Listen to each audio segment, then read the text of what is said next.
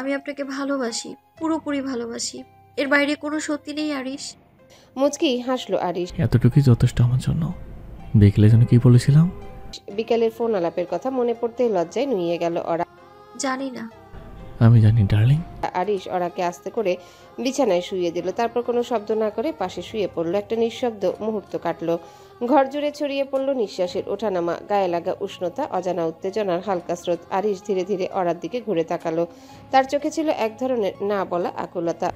সব ক্ষেত্রে নিজেকে সামলাতে পারলেও তোমায় শুয়ে গেলে আমি কেমন যেন হয়ে যাই। পাখি তুমি কি?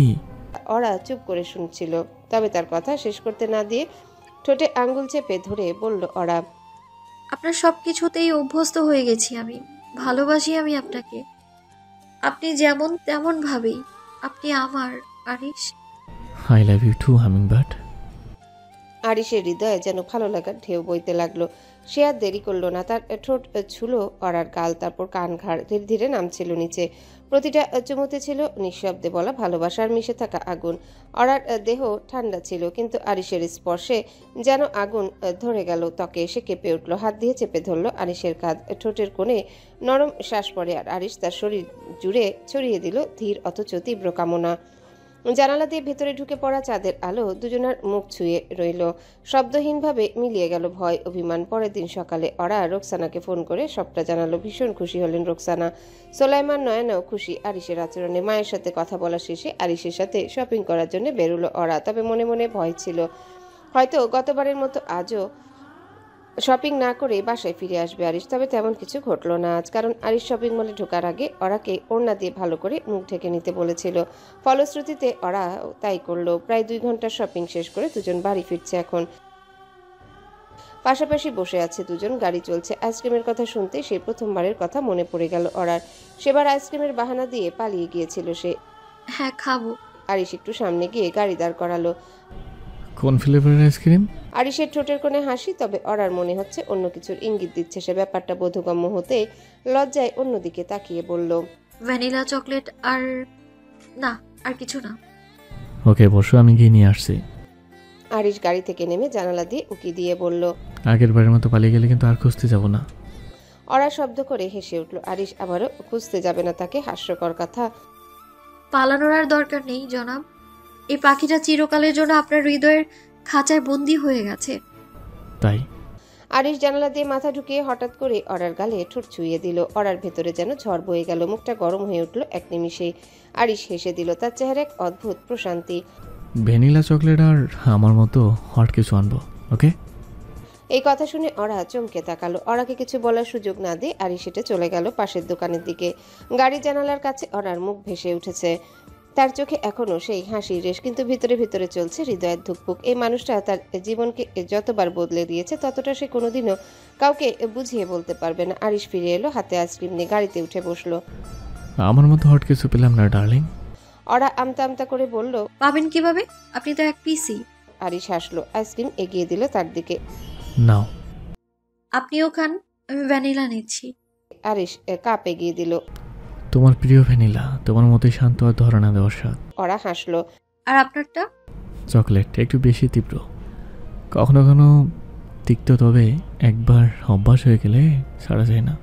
একদম ঠিক বলেছেন। এখন চলুন, গোছগাছ বাকি অনেক। হ্যাঁ চলো। সকাল থেকে গ্রামের আকাশটা একটা মিষ্টি আমেজ। হালকা রোদ আর হাওয়ার মাঝে কোথাও যেন বাজছে ঢোলের ক্ষীণ শব্দ। মল্লিক বাড়িতে আজ বিয়ের প্রস্তুতির আনুষ্ঠানিক শুরু। আগামীকাল গায়ে হলুদ, রাতে বিয়ে। চারিপাশে খুপড়ি ঘর, কাঁচা রাস্তা আর কাকডাকা ভরে উঠানে চাল ধোয়ার শব্দ। সব মিলিয়ে সে চিরচেনা গ্রামীণ বিয়ের গন্ধ। পুরো বাড়িটা রঙিন কাগজ আর ফুলের সাজে যেন নতুন প্রাণ পেয়েছে। সোলাইমান মল্লিক, তার স্ত্রী রোকসানা মল্লিক, ছোট মেয়ে নয়না আর বড় মেয়ে অরাকে নিয়ে সন্ধ্যা নামার এক মুহূর্তে চলে এসেছেন গ্রামের বাড়িতে। সঙ্গে এসেছে অরার বর আরিশ। ছোট ভাইয়ের পুরো পরিবারকে পেয়ে আজমাইন মল্লিক যেন হাতে চাঁদ পেয়েছেন। সোলাইমানের মা আঞ্জুম বেগম ছেলেকে জড়িয়ে ধরে অনেক আদর করেছেন, অরাকেও অনেক আদর করেছেন তিনি। সেই নিয়ে নয়না আবার গাল ফুলিয়ে বসেছিল। অরাকে দাদি বেশি ভালোবাসে তাকে নয়। উর্মি অরাকে পেয়ে খুব খুশি হয়েছে। অনেক বছর হয় দুজনার দেখা হয়নি বলে কথা। অন্যদিকে আরিশকে ঘিরে কৌতূহলের শেষ নেই। তাকে দেখতে অনেকেই ভিড় জমিয়েছে উঠানের একপাশে। শহুরে হাল ফ্যাশনের দামি শার্ট, স্যুট পরিপাটি করে সেট করা চুল, হাতে ঘড়ি, যার দাম শুনে কেউ কেউ ফিসফিস করে বলছে। ওরাও কম যায় না। পরেছে রাউ ডিজাইনের জর্জেট শাড়ি, সঙ্গে হালকা হিরের ঝুমকা আর হাতে চকচকে ঘড়ি, তার পায়ে এমনকি হিল জুতো। চাচি, ফুপু, প্রতিবেশীরা ফিসফিস করে বলছে, এই মেয়ে তো বিয়ের পর একদম বদলে গেছে রে। জামাই তো দেখতে রাজপুত্র, আর গা গতরও শহরের ছাপ। এমন জামাই পাইলা কেমনে? বুঝলি না, ওরা ধনী পরিবারের, শহরে অনেক সম্পদ। নয়না তখন এসব শুনে হেসে ফেলে। অরার কানে এসব শব্দ গিয়ে পৌঁছায়, কিন্তু সে কিছু বলে না, শুধু একপাশে দাঁড়িয়ে আরিশের চোখে চোখ রাখে। আরিশ তখন চারিপাশে উৎসুক মুখগুলোর দিকে না তাকিয়ে নিঃশব্দে বলে ওঠে, গ্রামে এসে তো নিজেকে মহারাজা মনে হচ্ছে পাখি। আপনি কি রাজার থেকে কম কিছু? আরিশ কিছু বলার আগে উঠানে তখন মেয়েরা গান ধরালো। সোনা, জামাই আইসাছে রে, গায়ের রং তার জ্যোৎস্নার মতো ধইরা। অরা ইশারায় বোঝায় গ্রামের বিয়ে বাড়ি মানেই এমন আনন্দ, এমন গান। এই জামাই তো পুরাই হিরো গো। হিরো না, রাজপুত। চুলের সেটিং দেখছো? চায়ের কাপে চুমুক দিতে দিতে উঠানের একপাশে বসা ফুপু কাকিদের মাঝে চলছে কড়া আলোচনা। আরিশ পাত্তা দিচ্ছে না এসবকে, বরং তার চোখ আটকে আছে উঠানে দাঁড়িয়ে থাকা অরার দিকে। হালকা রোদে ঝিকমিক করে উঠছে অরার শাড়ির পার। আরিশ পাশে দাঁড়িয়ে বলল, জানো হামিংবার্ড, এই গ্রামের বিয়েটা আমার জীবনের সবচেয়ে সুন্দর অভিজ্ঞতা হয়ে থাকবে। অরা মৃদু হেসে বলে, তার মানে গ্রামের সৌন্দর্য দেখে আপনি শহুরে বিয়ে, হাই প্রোফাইল রিসেপশন আর ডিজে নাইট ভুলে গেছেন? ভুলিনি, কিন্তু এই উঠান, চাল ধোয়া মাটির গন্ধ, আবার শহরে এমন সহজ সরল জীবনযাপন সবকিছু মনে কেড়ে নিয়েছে। তাহলে এখানেই থেকে যাই। আরিশ মুচকি হাসলো। আশেপাশের উপস্থিত সবার দৃষ্টি যেন ওদের দিকে। ওরাকে তার বর কতটা ভালোবাসে সবার মুখে মুখে এখন এইসব কথাই ছড়াচ্ছে। থাকা তো উপায় নেই ডার্লিং। বুঝলাম, আপনার খুব অসুবিধা হচ্ছে তাই না? তেমন কিছুই না, তবে মাঝে মধ্যে একটু গরম লাগছে, এই আর কি। অরা শব্দ করে হেসে উঠল। শহরের শীতাতপ নিয়ন্ত্রিত ঘরের আরামে অভ্যস্ত মানুষ হঠাৎ করে গ্রামের কাঁচা উঠোন, খোলা বাতাস আর চড়া রোদের মাঝে পড়লে একটু তো অস্বস্তি হবেই। আগামীকাল বিকেলেই তো ফিরবো, ভালোভাবে বিয়েটা মিটুক শুধু। আরিশ অরার কানের পাশে মুখ নিয়ে ফিসফিস করে বলল, এত লোকজনের মধ্যে বড্ড অসুবিধা হচ্ছে পাখি। ও মা, মাত্র তো বললেন তেমন অসুবিধা হচ্ছে না, তাহলে? এটা অন্য অসুবিধা, বউয়ের সাথে রোমান্স করতে না পারার অসুবিধা, বুঝলে? ওরা মুচকি হাসলো, কিছু না বলে অন্যদিকে এগুলো। আরিশ বেচারা দাঁড়িয়ে রইল কেবল। একটু পরে উর্মির গায়ে হলুদের অনুষ্ঠান শুরু হবে। মল্লিক বাড়ির উঠানে টুকটাক সাজসজ্জার শেষ ছোঁয়া চলছে। বাতাসে ভেসে আসছে মেহেদি পাতার গন্ধ আর বিয়ে বাড়ির লোকজনের হই হল্লা। উঠোনের মাঝখানে পাটি বিছিয়ে বসে আছেন আঞ্জুম মল্লিক। বয়সের ভারী নুজ্জ হলেও মুখে প্রশান্তির ছাপ। শাড়ির আঁচল কোমরে গুজে দুই হাতে শিলনোড়ায় ঘষে ঘষে হলুদ বাটছেন তিনি। এই বয়সেও নিজের নাতনির গায়ে হলুদের হলুদ তিনি নিজ হাতে বাটবেন, এ যেন তার দীর্ঘদিনের স্বপ্ন। চারিপাশে নারী কণ্ঠে টুকটাক গান শুরু হয়েছে। এই সময় নয়না এসে দাদির পাশে এসে দাঁড়ালো। তার চোখে মুখে প্রশান্তির এক পরত, কিন্তু সেই আড়ালের নিচে লুকিয়ে থাকা গভীর বিষণ্ণতা চোখে পড়ার মতো। আঞ্জুম মল্লিক বাটনার হাত থামিয়ে মুচকি হেসে বললে, কি রে নয়না, বোনদের তো হিল্লে হয়ে গেল, এরপর কিন্তু তোর পালা। আমি বিয়ে করবই না, শান্ত স্বরে জবাব দিল নয়না। দাদি চোখ কুচকে তাকালেন তার দিকে, বললেন, দেখা যাবে, সময় হলে নিজেই বলবি দাদি আমারে বিয়ে দিয়ে দাও। আঞ্জুম মল্লিকের কথায় নয়না ম্লান হেসে ফেলল। মুহূর্তে যেন মন ছুটে গেল কারো দিকে। পলাশ কেমন আছে এখন সে? নয়নার কথা কি একেবারে ভুলে গেছে? এই নয়না। আচমকা নিশানের ডাকে হকচকিয়ে গেল নয়না। নিশান তার ফুফাতো ভাই, সবে এইচএসসি পরীক্ষা শেষ করেছে। জি ভাইয়া। একটা কাজ করতে হবে তোকে। কি কাজ? নিশান হাত তুলে দাঁড়িয়ে থাকা এক কিশোরীর দিকে ইশারা করে বলল, ওই যে লাল টুকটুকে শাড়ি পরে যে মেয়ে দাঁড়িয়ে আছে, ওর নাম বেলি। তুই গিয়ে ওকে বলবি নিশান ভাইয়া আপনাকে কলপারে দেখা করতে রেখেছেন। নিশানের ঠোঁটের কোণে দুষ্টু হাসি। নয়নাও মুচকি হাসলো। হবু ভাবিকে তার বেশ পছন্দ হয়েছে। ঠিক আছে ভাইয়া। লক্ষ্মী বোন আমার, রাতে তোর জন্য বাতাস আর মুড়ি নিয়ে আসবো, এখন যা। শব্দ করে হেসে উঠল নয়না। ছোটবেলা থেকে যখনই দাদার বাড়িতে আসে নিশান ভাই বোনেরা মিলে মুড়ি আর বাতাসা খায়, সে এক চেনা আনন্দ। নয়না ধীরে ধীরে বেলির দিকে এগিয়ে গেল। বেলির দিকে এগিয়ে গেল আর নিশান হাঁটতে শুরু করলো কলপারের দিকে। উর্মির গায়ে হলুদের আনন্দ যেন এখনো মল্লিক বাড়ির উঠোনে রয়ে গেছে।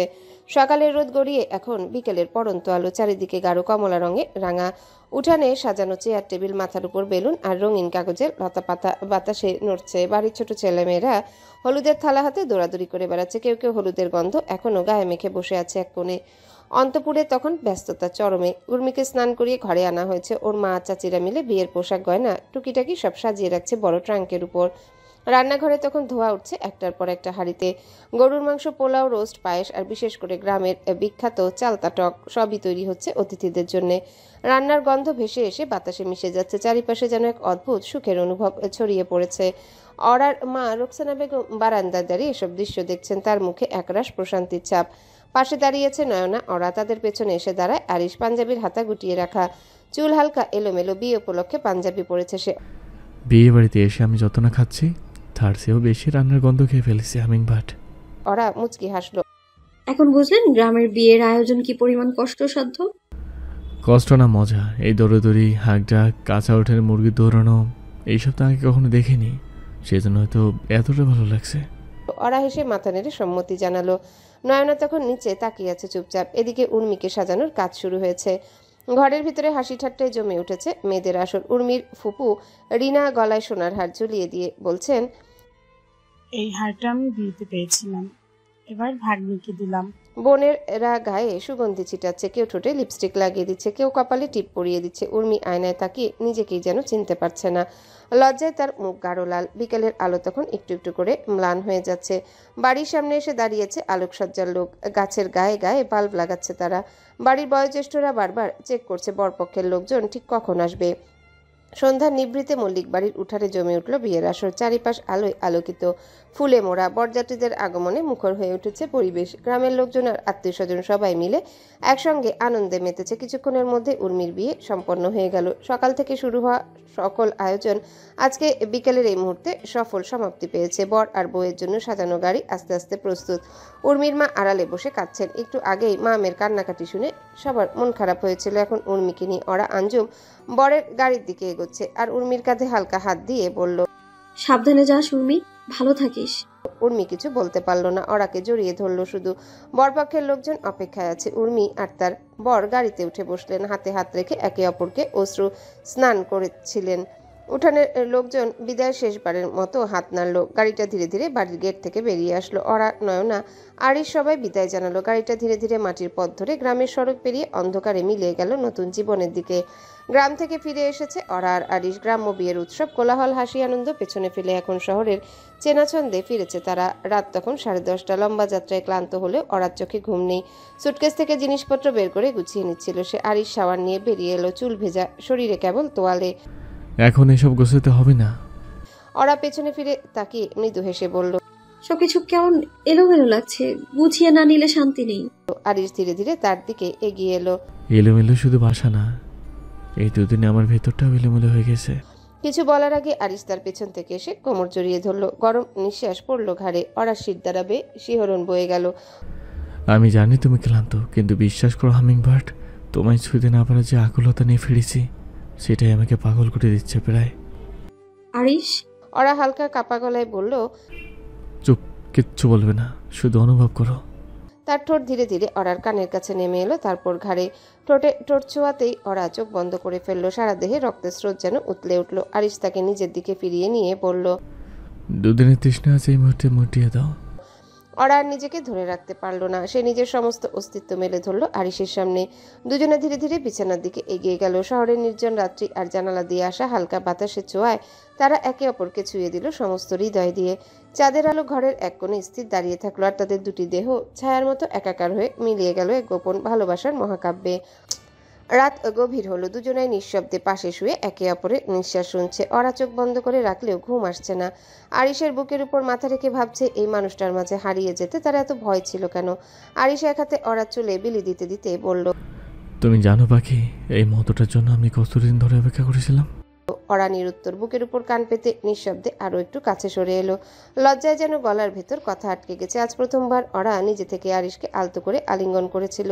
ঘনিষ্ঠতার মুহূর্তগুলোতে অরার কোমলতার আবেগময় প্রতিক্রিয়া আরিশের হৃদয় স্পর্শ করে গেছে অনেক গভীরভাবে। তার নিঃশব্দ কণ্ঠস্বর, শিথিলতা আর নিজের অনুভূতি প্রকাশের সাহস, এসব মিলেমিশে তৈরি হয়েছিল এক নতুন অন্যরকম অনুভূতির পরশ, যা আরিশের মধ্যে এক অসীম আনন্দ তৃপ্তি স্রোত বইয়ে দিয়েছিল। সে আজ খুব খুশি, কারণ অরা তার প্রতি যত্ন ও ভালোবাসা প্রকাশের জন্য নিজেকে পুরোপুরি উন্মুক্ত করেছে। অরা আরিশের ঠোঁটে আঙ্গুল চেপে ধরে কথা থামিয়ে দিয়ে বলে, আপনি আসলেই একটা বজ্জাত লোক। এসব নিয়ে আর কিছু বলে। অরার কণ্ঠ থেমে গেল। আরিশ তার কোমল ঠোঁট ছুঁয়ে দিল। কিচ্ছু বলছি না আর, ঘুমো। আগামীকাল অফিসে জরুরি কাজ আছে, সকাল সকাল করতে হবে। অরা কিছু না বলে আরিশকে আরেকটু গভীরভাবে জড়িয়ে ধরে চোখ বন্ধ করলো। সকালটা একটু ধীর গতিতে শুরু হয়েছিল আজ। তবে শহরের যানজট পেরিয়ে যখন আরিশ তার অফিস পৌঁছালো তখন ঠিক 9:30। গেট থেকে ঢুকে অফিস বিল্ডিংয়ে লিফটে উঠে, লিফট থেকে নেমে অফিসের করিডোরে হেঁটে নিজের কেবিনে ঢুকে বসলো সে। ডেস্কে বসেই প্রথম কাজ তার ল্যাপটপ অন করা নয়, বরং ফোন খুলে অরার একটা ছবি দেখে নেওয়া। এই ছবিটা ওদের গ্রামে থাকার সময় তোলা। তুমি জানো, তোমার এই ছবিতে তাকিয়ে থাকলে অফিসে বসেও শান্তি পাই। মৃদুস্বরে নিজেকেই বলল আরিশ। দরজায় টোকা পড়তে মাথা তুলে দেখে শাওন দাঁড়িয়ে আছে ফাইল হাতে। স্যার, মিটিংয়ের সময় হয়ে গেছে, ক্লায়েন্ট ওয়েট করতেছে কনফারেন্স রুমে। আসছি, তুমি যাও। কিছুক্ষণ পর কনফারেন্স রুমে ঢুকলো আরিশ। কাচের দেয়াল ঘেরা আধুনিক সেই রুমে আলো ছায়ার খেলা চলছে, বড় স্ক্রিনে চলছে প্রেজেন্টেশন। আরিশ নিজের স্লাইডস উপস্থাপন করছে দৃঢ় কণ্ঠে, কিন্তু মাঝে মধ্যে তার চোখ স্লাইডসের ভেতরে একটা লাইনে আটকে যায়। সেখানে লেখা we design emotions that stay. মন যেন হুট করে অরার দিকে চলে গেল। আরিশ হালকা হাসে নিজের মনে। স্যার। জি। আপনি একটু গাছাড়া লাগছে, আপনি ঠিক আছেন তো? হ্যাঁ ঠিক আছে, একটু আনমনা হয়ে গেছিলাম। যাই হোক, আবার শুরু করছি। সবাই মুচকি মুচকি হাসছে। জীবনের প্রথম কর্মক্ষেত্রে এমন বিব্রতকর পরিস্থিতিতে পড়তে হলো আরিশকে। বেচারা বউয়ের প্রেমে হাবুডুবু খাচ্ছে। সামনে নয়নার এসএসসি পরীক্ষা। স্কুলের মাঠে শেষ বিকেলের রোদে লালচে আভা ছড়িয়ে আছে। গাছে বসে কাক দূরে খেলছে পঞ্চম ষষ্ঠ শ্রেণীর কিছু ছেলে মেয়ে। স্কুলের বারান্দায় বসে আছে নয়না, রানী আর তান্হা। ওরা 3 বান্ধবী। রানী হাতে একটা ছোট আয়না ধরে নিজের মুখ দেখছে। কপালে টিপটা সোজা লাগছে কিনা বারবার ঠিক করছে। সাজগোজের বিষয়ে খুব সতর্ক সে। তান্হা পাশেই বসেছিল। হুট করে বলল, আয়না ফেলে দে, পরীক্ষার সামনে চেহারা নয়, এখন পড়াশোনার প্রস্তুতি দরকার। রানী চোখ ঘুরিয়ে বলল, রচনার নাম যদি হয় আমার প্রেম, তাহলে আমি টপার হব। 3 জনাই হেসে উঠল। হাসির ফাঁকেই তান্হা নয়নার দিকে তাকিয়ে বলল, তোর চোখ কেমন যেন শান্ত কিন্তু বিষণ্ণ, কি ব্যাপার রে? পলাশ ভাইয়ের কথা মনে পড়ছে? নয়না চমকে তাকালো তানহার দিকে। কিছু বলতে চেয়েও থেমে গেল। কয়েক মুহূর্ত চুপ থেকে বলল, ওর কথা তো ভুলিনি কখনো তানহা। আমি শুধু ভাবি ও এখনো কেমন আছে, ভালো আছে কিনা, আমাকে মনে পড়ে কিনা, এসব। রানী মুখে বাঁকা হাসি এনে বলল, তোর মতো মেয়েকে কেউ ভুলতে পারে? তোর মনে হয় সে এখনো তোর কথা ভাবে? জিজ্ঞাসা করলো তানহা। নয়না আকাশের দিকে তাকিয়ে বলল, ভালোবাসলে মনে পড়ে, চাইলেও ভোলা যায় না। আমি এখনো প্রতিদিন তার দেখা পাওয়ার আশায় স্কুলের গেটের দিকে তাকাই। হয়তো একদিন হঠাৎ চলে আসবে, 2 বছর হওয়ার আগেই হয়তো চলে আসবে। মাঝে মধ্যে এসব মনে হয়। রানী আর তানহা এবার আর ঠাট্টা করলো না। তানহা ধীরে নয়নার হাতটা চেপে ধরলো। বান্ধবীর মন খারাপের পাল্লা কতখানি তার দুজনেই অনুভব করতে পারছে। তুই কি তাহলে এখনো ওর জন্য অপেক্ষা করছিস? নয়নার চোখে জল চিকচিক করলো, কিন্তু মুখে হাসি রাখলো সে। আমি নিজেও জানতাম না আমি তার জন্য এভাবে অপেক্ষা করব। আমি কাউকে বলিনি আমার এই দুর্বলতার কথা, আজ বললাম। তুই রানী ছাড়া কেউই জানে না আমি অপেক্ষা করছি না। আমি প্রার্থনা করি যেন নির্দিষ্ট সময়ে মানুষটা সুস্থভাবে আমার কাছে ফিরে আসে। কিছুক্ষণ চুপচাপ কাটলো। হঠাৎ সেখানে তাদের এক ক্লাসমেট এসে জানালো 2 দিন পর প্রি টেস্ট পরীক্ষা শুরু হবে। তানহা হেসে বলল, ভালোবাসা গেল, এবার পরীক্ষার প্রেমে পড়। রানী বলল, হ্যাঁ, আর যদি পরীক্ষার রেজাল্ট ভালো না আসে, পলাশ ভাই তোকে নেবে না। নয়না হেসে ফেললো এবার। মনের গভীর শূন্যতায় এক ফোঁটা রোদ পড়ে গেলে যেমন হয় তেমন শান্তি লাগলো তাকে। 3 জন একসাথে ব্যাগ কাঁধে ঝুলিয়ে বেরিয়ে পড়লো স্কুলের গেট পেরিয়ে। নয়নার চোখ আবারও একবার ঘুরে গেল ডান পাশে, যেখানে একসময় পলাশ দাঁড়িয়ে থাকতো। আজ সে কোথাও নেই। তবু নয়না জানে তার হৃদয়ের উঠোনে এখনো পলাশের একটা বসার জায়গা ফাঁকা পড়ে আছে। সন্ধ্যাবেলা ড্রয়িং রুমে বসে টিভিতে নিউজ দেখছে ওরা। দেশের পরিস্থিতি ভালো না। হত্যা, ধর্ষণ, চাঁদাবাজি সবকিছুই বেড়ে গেছে। 24শে জুলাই যেন ফের ধরা দিয়েছে 25শে এসে। অর্ডার কোমল হৃদয় এসব নিতে পারে না। রক্ত দেখলে সেদিনের দুর্ঘটনার কথা মনে পড়ে যায়। সেই সিঁড়ি থেকে পড়ে যাওয়া, তারপর রক্ত। আর আচমকায় চিৎকার করে উঠে ওরা। রান্নাঘরে তামান্না চা তৈরি করছিল। আচমকা ওরা চিৎকার শুনে আটকে উঠলো সে। কাজকর্ম সব রেখে ছুটে ড্রয়িং রুমে পৌঁছে দেখলো ওরা অচেতন অবস্থায় ফ্লোরে লুটিয়ে পড়ে আছে। ভাবি, ভাবি, কি হলো আপনার? তামান্না ব্যস্ত হয়ে উঠল। ওরার মাথাটা নিজের কোলে নিয়ে বারবার ডাকতে লাগলো তাকে। এর মধ্যে তামান্নার গলার আওয়াজে সাবিহা ও তাসলিমা খাতুনও ড্রয়িং রুমে চলে এসেছেন। ওরাকে এভাবে পড়ে থাকতে দেখে তারাও ঘাবড়ে গেল। ভাবি, ওরা ভাবির কি হয়েছে? সাবিহাও ওরার পাশে বসেছে। তাসলিমা খাতুন দাঁড়িয়ে আছেন। আমি জানি না আবা, রান্না করেছিলাম, আচমকাই ভাবি চিৎকারের শব্দ পেলাম, তারপর এসে দেখি। সোফায় তুলে বসা ওরাকে, আমি আরিশকে কল করে আসছি। তাসলিমা খাতুন ফোন করার উদ্দেশ্যে পা বাড়ানোর সাথে সাথে কলিং বেলের শব্দ ভেসে এলো। তামান্না বলল, ভাইয়া চলে এসেছেন হয়তো। আমি যাচ্ছি, দরজা খুলে দিচ্ছি। তাসলিমা খাতুন গিয়ে দরজা খুলতে এগুলেন। এদিকে সাবিহা তামান্না মিলে ধরাধরি করে ওরাকে সোফায় তুলে বসিয়েছে। দরজার সামনে দাঁড়িয়ে থাকা আরিশের মুখভঙ্গি দেখে স্পষ্ট বোঝা যাচ্ছিল সে কিছুটা ক্লান্ত। অফিসের টানা কাজে শেষে ফিরেছে, কিন্তু তাসলিমা খাতুনের মুখের আতঙ্ক আর কণ্ঠে উদ্বেগ শুনে মুহূর্তে তার চোখের ভাষা পাল্টে গেল। তালহা তার পাশে দাঁড়িয়ে আছে। আরিশ, ওরা বেহুশ হয়ে গেছে। তাসলিমা খাতুন দরজার দিকে ইশারা করে তাড়াহুড়ো করে বললেন। আরিশ এক মুহূর্ত দেরি না করে জুতা খুলে ছুটে গেল ড্রয়িং রুমে। ওরাকে সোফায় হেলান দিয়ে বসিয়ে রেখেছে তামান্না ও সাবিহা। চোখ দুটো বন্ধ, মুখটা কেমন ফ্যাকাশে, হালকা ঘেমে গেছে কপাল। ভাইয়ের পেছন পেছন তালহাও দৌড়ে এসে দাঁড়ালো এক প্রকার। ওরা আরিশ ছুটে গিয়ে তার সামনে হাঁটু গেড়ে বসলো, কপালের ঘামটা মুছে দিয়ে নাম ধরে ডাকলো বারবার। এ কি হলো তোমার? চোখ খোলো প্লিজ। এই পাখি। তার কণ্ঠে ভয় আর উদ্বেগ মিশে গিয়ে যেন পুরো ঘরে কাঁপন তুললো। তামান্না বলল, টিভিতে একটা রক্তাক্ত লাশের ছবি দেখাচ্ছিল, সম্ভবত সেদিকে তাকিয়ে আচমকা চিৎকার করে উঠেছিল ভাবি। আমি রান্নাঘরে ছিলাম। আরিশ থমকে গেল, ঠোঁট চেপে ধরল। তার মুখের পেশিগুলো শক্ত হয়ে উঠল। মুহূর্তে মাথার ভিতরে ঝড় উঠে গেল। সেই পুরনো স্মৃতি, সেই সিঁড়ি থেকে পড়ে যাওয়া, হাসপাতালের করিডোরে অপেক্ষা করতে থাকা তার নিঃসহায় মুখ। ওরার কোল থেকে সেদিন হারিয়ে যাওয়া ভ্রূণটা আজও তাকে তাড়া করে ফেরে। হয়তো সেসব স্মৃতি ওরাকে আজও মানসিকভাবে ভোগাচ্ছে। ডাক্তার তখনই বলেছিল ওরার মানসিক ট্রমা কাটতে অনেক সময় লাগবে। আমার ওরাকে এসব কেন দেখতে দিলে তোমরা? আরিশের কণ্ঠে কষ্ট আর রাগের দাগ, চোখ লাল হয়ে গেছে। তাই সে আবার ওরার মুখের দিকে তাকালো। হুট করেই কোলে তুলে নিল। তালহা, ডক্টরকে কল কর ফাস্ট।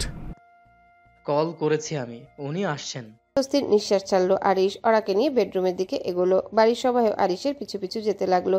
রাত প্রায় 8টা বাজে। তালহার ফোন পেয়ে তড়িঘড়ি করে ছুটে এসেছেন ডক্টর সেলিনা আক্তার। এতক্ষণ ভালো করে ওরাকে পর্যবেক্ষণ করেছেন তিনি। আরিশ ওরার মাথার পাশে বসে আছে, বাকিরা দাঁড়িয়ে আছে ঘরের এক কোনায়। ডাক্তার সেলিনা মাথা হেড করে একটু দীর্ঘশ্বাস ফেলে বললেন, এই রকম রেসপন্স সাধারণত কোনো মানসিক ট্রমা থেকে আসে। আমি জানি ও আগেও একটা দুর্ঘটনায় গর্ভপাতের শিকার হয়েছিল। সেই সময় স্মৃতি, রক্তের ভয় আর মানসিক চাপ মিলিয়ে এই ধরনের রিয়াকশন আসতে পারে। আরিশ যেন গিলতে পারল না কথাগুলো, মুখ শক্ত হয়ে গেল। যা ভেবেছিল তাই হলো। এটা পোস্ট ট্রমাটিক স্ট্রেস ডিসঅর্ডার এর অংশ হতে পারে। ডাক্তার সেলিনা ব্যাখ্যা করলেন, ওর স্নায়ু এখন অনেক বেশি সংবেদনশীল। একটু ভয় অথবা রক্তের মতো কিছু দেখলেই তার মধ্যে আতঙ্ক জন্ম নিচ্ছে, সেই কারণে বেহুশ হয়ে যায়। ভালো করে বিশ্রাম নিতে হবে, প্রয়োজনে একজন সাইকোলজিস্টের সঙ্গে কথা বলানো উচিত। আরিশ বলল, কি করলে ভালো হবে? প্লিজ, ওকে সুস্থ করতে হবে। সবার আগে ওর মানসিক শান্তি দরকার। মানসিক চাপ দেওয়া যাবে না। কিছু হালকা ঘুমের ওষুধ দিচ্ছি। রাতে ভালো ঘুম হলে মাথা ঠান্ডা থাকবে। আর কেউ যেন ওর সামনে এই সব ভয়াবহ খবর বা আলোচনার প্রসঙ্গ না তুলে, বুঝেছেন? আমি ব্যবস্থা নেব ডক্টর, ওর সামনে এমন কিছু আমি আসতে দেব না। আরিশের গলায় দৃঢ়তা। ডাক্তার সেলিনা হাসলেন, আমি জানি মিস্টার খান, আপনার মনোযোগই এখন ওর সবচেয়ে বড় ওষুধ। আরিশ কিছু বলল না। ডাক্তার সেলিনা আক্তার বসা থেকে উঠতে উঠতে বললেন, তাহলে আমি আসছি। ওষুধ দিয়েছি যেগুলো, ওগুলোই খাওয়াবেন। আপাতত ভয়ের কিছু নেই। Thank you doctor. তাহলে আমাকে গাড়িতে উঠিয়ে দিয়ে আয়। জলিলকে বলবি ঠিকমতো বসিয়ে দিয়ে আসবে। ঠিক আছে ভাইয়া। তালহা ডাক্তার সেলিনাকে নিয়ে রুম থেকে বেরিয়ে গেল। বাকিরাও রুম থেকে চলে যাওয়ার পর আরিশ ওরাকে ধরে ফুপিয়ে কেঁদে উঠল। আচমকা ওরাকে এভাবে পড়ে থাকতে দেখে আরিশের যেন হৃদস্পন্দন থেমে যাচ্ছিল। তালহা ডক্টর সেলিনাকে নিয়ে রুম থেকে বেরিয়ে এলো। বাকিরা রুম থেকে চলে যাওয়ার পর আরিশ ওরাকে ধরে ফুপিয়ে কেঁদে উঠল। আচমকা ওরাকে এভাবে পড়ে থাকতে দেখে আরিশের যেন হৃদস্পন্দন থেমে যাচ্ছিল। ঘুমন্ত ওরার দিকে এক দৃষ্টিতে তাকিয়ে আছে আরিশ। এক হাতে ওরার হাত ধরে রেখে অন্য হাত দিয়ে ওরার মাথায় হাত বুলিয়ে দিচ্ছে সে। আরিশ ভাইয়া, তুমি ফ্রেশ হয়ে এসো, আমি ততক্ষণ ভাবির সাথে আছি। সাবিহার কথায় কোনো হেলদোল নেই আরিশের। তার সমস্ত মনোযোগ যেন ওরার দিকে। সাবিহা চুপচাপ কিছুক্ষণ দাঁড়িয়ে রইল, তারপর আবারও বলল, ভাইয়া। তুমি যাও সাহিবা, আমার ফ্রেশ হওয়ার দরকার নেই। সাবিহা মাথা নেড়ে ধীর পায়ে রুম থেকে বেরিয়ে গেল। আরিশও ওইভাবেই বসে রইল, চোখ ছলছল করছে, তার মনে ভয় কাজ করছে। ওরা যদি আবারও তাকে দোষারোপ করে দূরে সরে যায় তাহলে আরিশ কি করবে? ফুপিয়ে কেঁদে উঠে সে। পাগলের মতো ওরার কপালে হাতে ঠোঁট ছুঁয়ে দেয়, অনেকবার কান্না মিশ্রিত কণ্ঠে বলে, পাখি রে, আমি বড্ড অসহায়। তোমার সাথে দেখা হওয়ার আগে আমি এমন ছিলাম না, তোমাকে ভালোবেসে আমি এমন হয়েছি। আমার আমার মনে হচ্ছে তুমি আমার সাথে না থাকলে আমি নিঃশ্বাস নিতে পারবো না। আমি অনেক ভুল করেছি, কিন্তু সব কিছুর বিনিময়ে হলেও তোমাকে ছাড়তে পারবো না। আমি তোমার থেকে দ্রুত তৈরি হলে আমি সহ্য করতে পারবো না। আরিশ নিজে নিজে অনেক কথা বলতে থাকে। একটা সময় ক্লান্ত শরীরে ওভাবেই ঘুমিয়ে পড়ে। অবচেতন ওরা যদি জানতো তার জন্য এক উন্মাদ কতটা ভাবে ভালোবাসে। আলতো করে চোখ খুলল ওরা। জানালার ফাঁক গলে ভেতরে ঢুকে পড়েছে সকালে নরম আলো। মাথার পাশে বসে আছে আরিশ, এক দৃষ্টিতে তাকিয়ে আছে তার দিকে, চোখে ক্লান্তি কিন্তু মুখে এক ফোঁটা শান্তি। আপনি রাতে ঘুমাওনি? আরিশ মৃদু হাসলো। ঘুমিয়েছি, কিন্তু ঘুমানোর সময় চোখ তো বন্ধ হয়েছিল, মন তো না। ওরা চোখ নামিয়ে নিল। একটুখানি সময় নীরবতা থাকলো। তারপর আরিশ বলল, পাখি, ভয় পেয়েছিলাম খুব। এখন কেমন লাগছে তোমার? ওরা শোয়া থেকে উঠে বসলো। আরিশ তাকে ধরে আছে। এখন ঠিক আছি। ভয় পেয়েছিলাম, আবার যদি আমার থেকে দূরে চলে যাও। না। আচমকাই বলে উঠলো ওরা, চোখের কোণে জল জমে উঠেছে। আমি আপনাকে ছেড়ে কোথাও যাব না। ভয় পেয়েছিলাম আমি। মনে জমে থাকা রক্তাক্ত স্মৃতিগুলোকে বড্ড ভয় পেয়েছিলাম আরিশ। আরিশ নিজের হাতের তালুতে ওরার হাত রাখলো। তোমাকে আবার সেই রাতের স্মৃতি আঘাত করেছে। নিজেকে বড্ড অপরাধী মনে হচ্ছে আমার। এসব বলবেন না, ভুল তো আমারও ছিল। আমি তো মা হতাম, মায়ের তো সবচেয়ে বেশি দায়িত্ব থাকে। অথচ আমি বাচ্চার কথা না ভেবে আপনাদের ঝামেলার মধ্যে গিয়ে দাঁড়ালাম। কথা বলতে বলতে ডুকরে কেঁদে উঠলো ওরা। আরিশ তাকে বুকে জড়িয়ে ধরে কপালে চুমু খায়। কান্না করো না আমিন ভাট, সবকিছু তকদির। আমাদের কপালে সে ছিল না, কিন্তু ওরা মাথা উঁচু করে তাকিয়ে শুধালো, কিন্তু কি? আমরা আবারও ট্রাই করতে পারি। আরিশের দুষ্টু হাসি দেখে ওরা লজ্জায় মাথা নিচু করে ফেললো। আরিশ তাকে বুকে জড়িয়ে ধরে বলল, চলো ফ্রেশ হয়ে নেবে। আপনিও চলুন, গোসল সেরে নেবেন। গোসল?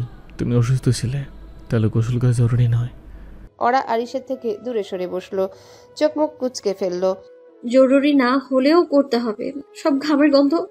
ওরার কথা শুনে আরিশেরও খেয়াল হলো গতকাল রাতে অফিস থেকে ফেরার পর আর জামা কাপড় চেঞ্জ করা হয়নি তার। নিজের দিকে তাকিয়ে চোখ মুখ কুচকে ফেললো আরিশ। চেহারায় বিরক্তির কর ছাপ ফুটিয়ে বসা থেকে উঠে দাঁড়ালো। বলেই গেছিলাম, উফ, তুমি এতক্ষণ কিভাবে আমার সাথে ছিলে পাখি? আমার মনটা অনেক বড়, এই জন্য। দুজনে একসাথে হেসে উঠলো। আমি ফ্রেশ হয়ে আসছি। যান। আরিশ ওয়াশরুমে ঢুকতে ওরা বিছানা ত্যাগ করলো। ধীর পায়ে ঘর থেকে বেরিয়ে রান্নাঘরের দিকে এগুলো। দুপুরে রোদ ঘরে জানালা গলে নরম করে ছুঁয়ে যাচ্ছে ফ্লোর। বাতাসে হালকা গরম ভাব। পাশের রুমে ঘড়ির কাঁটা টিকটিক শব্দ করছে। কিচেন থেকে ভেসে আসছে রান্নার হালকা ঘ্রাণ। রান্নাঘর থেকে তামান্না খাবার গরম করে আনছে। ডাইনিং টেবিলে ওরা বসে আছে, সাবিহার সাথে কথা বলছে সে। আজ আরিশ ঘর থেকে অফিসের কিছু কাজ সেরে নিচ্ছে। ওরাকে রেখে অফিসে যায়নি সে। তাসলিমা খাতুন পাশে বসে বললেন, আজ তোমাকে হাসতে দেখে ভালো লাগছে। এখন শরীর কেমন লাগছে? আলহামদুলিল্লাহ চাচি। যাক, আলহামদুলিল্লাহ। ছেলে মেয়ে অসুস্থ থাকলে মায়ের মন বড্ড অস্থির লাগে। ওরা কিছু বলল না। তার চোখে এখনো অল্প জলের আভা, কিন্তু মুখে একই দৃঢ়তা। এমন সময় তালহা ও তামান্না এসে বসলো টেবিলে। তালহা বলল, ভাবিমা, ঘুরতে গেলেই মনটা ভালো লাগবে। 2 দিনের জন্য ভাইয়াকে নিয়ে কোথাও থেকে ঘুরে আসো, তোমার রিফ্রেশমেন্ট দরকার। তামান্না চুপচাপ পাশে বসেছিল, হঠাৎ বলল, হ্যাঁ ভাবি, সাজেক থেকে ঘুরে আসুন। সাবিহাও তালে তাল মিলিয়ে বলল, হ্যাঁ ভাবি, তোমরা ঘুরে এসো। ইতিমধ্যে আরিশ এসে উপস্থিত হয়েছে। সবার কথাবার্তা শুনে কথার সারমর্ম কি সেটা বুঝতে সময় লাগেনি তার। তোমাদের ভাইকে বলবো। আরিশ ধীর পায়ে ডাইনিং টেবিলের কাছে এসে দাঁড়ালো। ওরার পাশে চেয়ারটা টেনে বসতে বসতে বলল, ঠিক আছে, তুমি বললে আগামীকালই যাব। ওরা কেবল মাথা নেড়ে সম্মতি জানালো। সবাই মুচকি মুচকি হাসলো। ওরা চাইবে আর আরিশ তাতে না বলবে, এটা কখনো সম্ভব না। তাসলিমা খাতুন এতক্ষণে খাওয়া শেষ করে ফেলেছে। তাহলে তাই করো আরিশ, তোমরা ফিরে আসার পরই ওদের 2 ভাই বোনের বিয়ে নিয়ে ভাববো। সবাই খাবার খেতে খেতে কথা বলছে। আরিশ বলল, আমি মেহরাবের সাথে কথা বলেছিলাম, বলো অফিসে কি সব ঝামেলা হয়েছে ওর। কিছুদিন যাক, তারপর জানাবে। সাবিহার মুখটা কেমন মলিন হয়ে গেল। মেহরাব যতই বলুক কিছু হয়নি, সাবিহা ভালো করেই বুঝতে পারে সব। মেহরাবের মা একটু অন্যরকম মানুষ। ওনাকে মানানো ঝামেলা। প্রথমে বিয়ের জন্য রাজি হলে ওনার অপারেশনের সময় সাবিহার না যাওয়াতে বেঁকে বসেছেন। অবশ্য এখানে সাবিহার তেমন দোষ নেই, আবার আছেও বলা যায়। মেহরাব যেমন নিজে থেকে কিছু বলেনি, তেমনি সাবিহাও কখনো তার পরিবারের লোকজনের বিষয়ে তেমন খোঁজ নেয়নি। ফলশ্রুতিতে এমন পরিস্থিতি সৃষ্টি হয়েছে। ঠিক আছে। তাসলিমা খাতুন কথা শেষে নিঃশব্দে ডাইনিং রুম থেকে চলে গেলেন। আরিশ অরার ঘুরতে যাওয়া নিয়ে বাকিরা নিজেদের মধ্যে কথা বলতে থাকলো। পড়ন্ত বিকেল। শহর থেকে কিছুটা দূরে অবস্থিত গ্রাম। সেই গ্রামের এক প্রকাণ্ড বড় বটবৃক্ষের নিচে বসে আছে পলাশ। পরনে তার সাদামাটা লুঙ্গি, সাথে টি শার্ট। আকাশের দিকে তাকিয়ে আছে সে। মনটা বড্ড খারাপ লাগছে। কতগুলো মাস পেরিয়ে গেল, কত কিছু ঘটে গেল তার জীবনে। মানুষের জীবন বড় অদ্ভুত, কখন কি ঘটে যায় বলা যায় না। সময় বয়ে চলে যাচ্ছে, অথচ আজ পর্যন্ত নয়না কোনো যোগাযোগ করলো না। ভেবেছিল নয়নাও তাকে পছন্দ করে, ভালোবাসে, কিন্তু তার ধারণা কতটা ভুল সেটা এতদিনে বুঝে গেছে পলাশ। পলাশ? আচমকা মামির কণ্ঠস্বর শুনে আটকে উঠল ছেলেটা। বসা থেকে দ্রুত উঠে বাড়ির দিকে এগুলো। মনের ভেতর ভয় তার, হয়তো আবারও তার মা পাগলামি শুরু করেছে। ঢাকার গরম আর একঘেয়ে ধুলোবালির শহরের ক্লান্তি থেকে খানিকটা মুক্তি পেতে এবং অরার ইচ্ছে পূরণ করতে আরিশ সাজেক যাওয়ার পরিকল্পনা করেছে। আগামীকাল সকালে তারা রওনা হবে, সেজন্য প্রয়োজনীয় সবকিছু প্যাক করে নিচ্ছে ওরা। আরিশ বিছানায় বসে আছে। সবকিছু ঠিক আছে? ঠিকই তো দেখছি। আরিশ ওরার দিকে গভীরভাবে তাকিয়ে বলল। ওরা নিজের দিকে তাকাতেই দেখলো পেটের শাড়ি সরে গিয়ে কিছুটা অংশ দেখা যাচ্ছে। দ্রুত সেটা ঠিক করে ফেলে ওরা, কিন্তু আরিশ উঠে তার কাছে গিয়ে শাড়িটা আবারও সরিয়ে ফেললো। আপনি ভালো হন। সরি বেবি, যা বলবো সবকিছু করবো, কিন্তু ভালো হতে পারবো না। ভেঙচি কাটলো ওরা। আরিশ মুচকি হেসে ওরার একটা হাত ধরে টেনে নিল নিজের দিকে। তারপর সেটি আলতো করে ওরারই পিঠে চেপে ধরলো। এরপর সে ওরার ঘাড়ের উপর থেকে চুলগুলো সরিয়ে দিল একপাশে। আরিশ, এখন কাজ করছি। আমিও কাজ করছি ডার্লিং, ইটস ভেরি ইম্পর্ট্যান্ট। হাল ছেড়ে দিল ওরা। আরিশ তার ঠোঁটের উষ্ণ স্পর্শ ছড়িয়ে দিল তার ঘাড়ে। আরিশ, লাগছে আমার। অসাবধানতা বশত আরিশ একটু কামড়ে ফেলেছে। দাঁতের চাপে ঘাড়ে লালচে দাগ পড়ে গেছে। ব্যাপারটা বুঝতে পেরে আরিশ সঙ্গে সঙ্গে ওরাকে ছেড়ে দিল। ওরা মুখ গোমরা করে রইল। সরি পাখি, আমি আসলে বুঝতে পারিনি। আপনার স্বভাব আর বদলাতে পারলেন না? মাঝখানে যে কিছুদিন রেহাই পেয়েছিলাম সেটাই অনেক। ওরার এমন কথা শুনে শব্দ করে হেসে ফেলল আরিশ।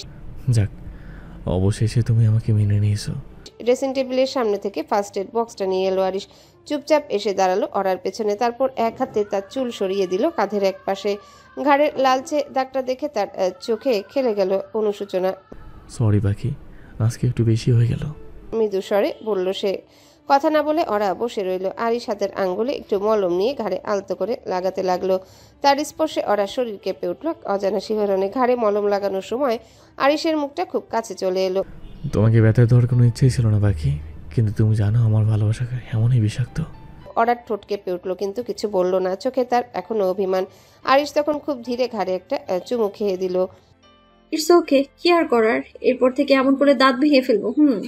ওরার কথায় হাসতে লাগলো আরিশ। ওরা কিছু বলল না। আরিশের সাথে কথা বলা বন্ধ করে আবারও লাগেজ গোছাতে ব্যস্ত হয়ে উঠল সে।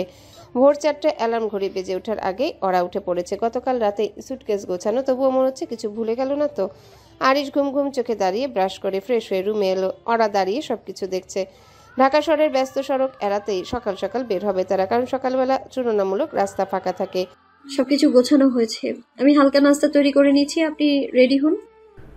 তোমার যার সাথে নাও, আমি শুধু তোমাকে নিচ্ছি, বাকিটা বললেও চলবে।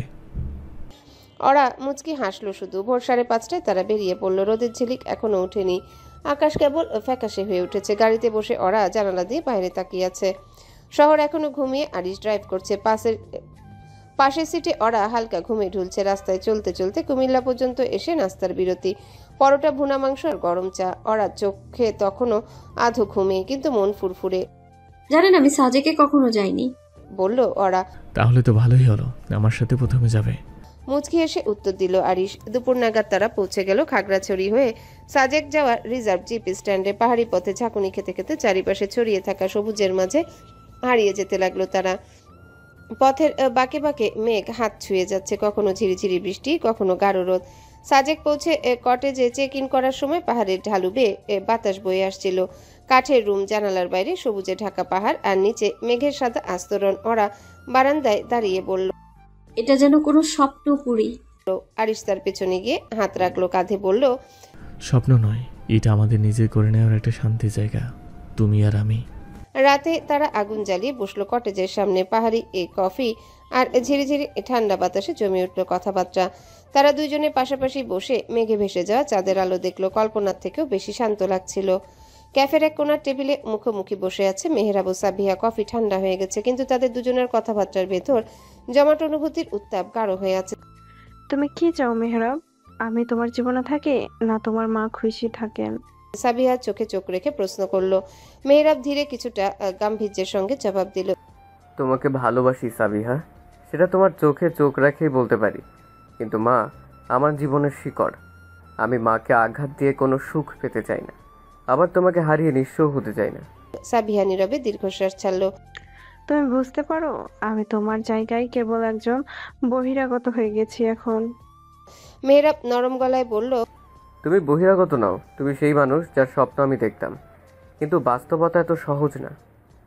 মা একা মানুষ, সারা জীবন আমাকে আগলে রেখেছে, তার অনুভূতিও সত্যি, আর তোমার অভিমান তাও সত্যি। তোমরা দুজনেই আমার জন্য গুরুত্বপূর্ণ সাবিহা। সাবিহা চোখ ছলছল করছে, মনে হচ্ছে বিয়ের আগে তার শাশুড়ি মেহরাবকে তার কাছ থেকে কেড়ে নিচ্ছে। তুমি কি তাহলে সব সময় ব্যালেন্স করে যাবে? মেহরাব চোখ নামিয়ে বলে, আমি চাই তুমি বুঝো, এটা ভালোবাসার ভারসাম্য নয়, এটা দায়িত্বের ভারসাম্য। মা আর তোমার মাঝে কোনো তুলনা করি না আমি। মা আমার অতীত, বর্তমান, শিকড়। তুমি আমার ভবিষ্যৎ, আশ্রয়। আমি চাই তোমরা দুজনেই থাকো আমার দুই চোখের মতো। সাবিহা শান্ত নরম গলায় বলল, তাহলে আমাকে কখনো একা ফেলে দিও না, চুপ থেকো না। তোমার চুপ থাকাটা আমাকে সবচেয়ে বেশি কষ্ট দেয় মেহরাব, ভয় হয়। মেহরাব হালকা হাসি দিয়ে সাবিহার হাত ধরল। আমি কথা দিচ্ছি, তোমার পাশে থেকেও মাকে ভালোবাসবো, আর মাকে আগলে রেখেও তোমাকে বুঝবো। তুমি শুধু আমায় একটু সময় দাও। সাবিহা হাসলো। মেহরাবের হাতে হাতটা শক্ত করে চেপে ধরে বলল, তুমি সময় নাও, আমিও চেষ্টা করব মাকে বোঝানোর। সত্যি বলতে আমার খারাপ লাগছে মায়ের অসুস্থতার সময় যায়নি বলে। ভুলটা আমার ছিল, আমার বলা উচিত ছিল, তবুও যা হওয়ার হয়ে গেছে। এখন আমাদের একসাথে মাকে বোঝাতে হবে। সাবিহা মেহরাবের দিকে ছলছল নয়নে তাকিয়ে আছে। মানুষটা তাকে কতটা ভালোবাসে ভাবলেই কতটা শান্তি লাগে সাবিহার। মেহরাব সাবিহার হাতে আলতো করে ঠোঁট ছুঁয়ে দিল। মেয়েটা আশেপাশে তাকিয়ে লজ্জায় মাথা নিচু করে ফেললো। সাজেকের রাত অন্যরকম, দিনের তুলনায় অনেক শান্ত নিস্তব্ধ। পাহাড়ে রাত নামলে সঙ্গে সঙ্গে তাপমাত্রা কিছুটা কমে যায়। বাতাস হয়ে ওঠে ঠান্ডা আর স্নিগ্ধ। চারিদিকে সবুজ পাহাড় আর মেঘে ঢাকা উপত্যকা অন্ধকারে মিলিয়ে যায়। শুধু আশেপাশের কটেজগুলোর আলো জ্বলে থাকে নরম হলুদ আলোয়। জায়গাটা আরো মনোরম লাগে। রাস্তাঘাট ফাঁকা হয়ে যায়, মানুষের কোলাহল কমে আসে। মাঝে মধ্যে ঝিঝি পোকার ডাক শোনা যায়, আর দূর পাহাড় থেকে আসে শো শো করে বাতাস বইবার শব্দ। আকাশে মেঘ না থাকলে অনেক তারা দেখা যায়, কখনো চাঁদের আলো ছড়িয়ে পড়ে পাহাড়ের গায়ে। রাতে সাজেকের সবচেয়ে বড় সৌন্দর্য তার নিস্তব্ধতা। চারিপাশে নিস্তব্ধতা, মাঝে মাঝে পাহাড়ের বুক চিরে ঠান্ডা বাতাস এসে স্পর্শ করে যাচ্ছে অরার গাল। কটেজের সামনে কাঠের চেয়ারে বসে আছে তারা। আগুনের শিখা ধীরে ধীরে নিভে আসছে। আরিশ পাতলা চাদর মেলে দিল অরার গায়ে। ঠান্ডা লাগছে? আস্তে জিজ্ঞাসা করলো সে। অরা মাথা নাড়িয়ে বলল, ঠান্ডাটা ভালোই লাগছে। জানেন কতদিন পর এমন নিঃশব্দ কোনো জায়গায় এসেছি? আরিশ মুচকি হাসলো। অরার নাকটা চেপে দিল একটু। এরপর থেকে প্রতি মাসে ভিন্ন জায়গায় ঘুরতে নিয়ে যাবো ডার্লিং। অরা বেশ খুশি হলো, বলল, ঘুরতে ভীষণ ভালো লাগে। তাছাড়া এমন প্রকৃতির মাঝে শুধু আমি, আপনি আর এই মেঘ, মুহূর্তটা ভীষণ সুন্দর হবে। আরিশ চুপচাপ অরার দিকে তাকিয়ে থাকলো কিছুক্ষণ। তার চোখে ধরা পড়লো একরাশ প্রশান্তি। অরার মিসক্যারেজ হওয়ার পর থেকে আরিশ কখনো তাকে এতটা খুশি দেখেনি। প্রকৃতির সান্নিধ্যে এসে মেয়েটার যেন হৃদয়ে দোলা লেগেছে। তুমি জানো ওরা, এই পাহাড়ে না এলে আমি কখনো বুঝতেই পারতাম না তুমি এতটা প্রকৃতি প্রেমী। আগে কখনো বলনি ঘুরতে এতটা পছন্দ করো তুমি। অরা চাদরের ভিতর থেকে হাত বের করে ধীরে ওর হাতটা ধরলো। ঠান্ডা হাতের উষ্ণ ছোঁয়ায় আরিশ একটু কেঁপে উঠল। পাহাড়ি অঞ্চল, সন্ধ্যার পরে হালকা ঠান্ডা পড়ে। এমনি বলা হয়নি, কিংবা বলার মতো পরিস্থিতি ছিল না। সবসময় তো এমনি আপনি এমন ছিলেন না। শব্দগুলো এসে আটকে গেল গলায়। আরিশ ধীরে অরার চোখে চোখ রেখে বলল, আমি তোমার ভালোবাসার অভ্যাসে বাধা পড়েছি আমিন বাট।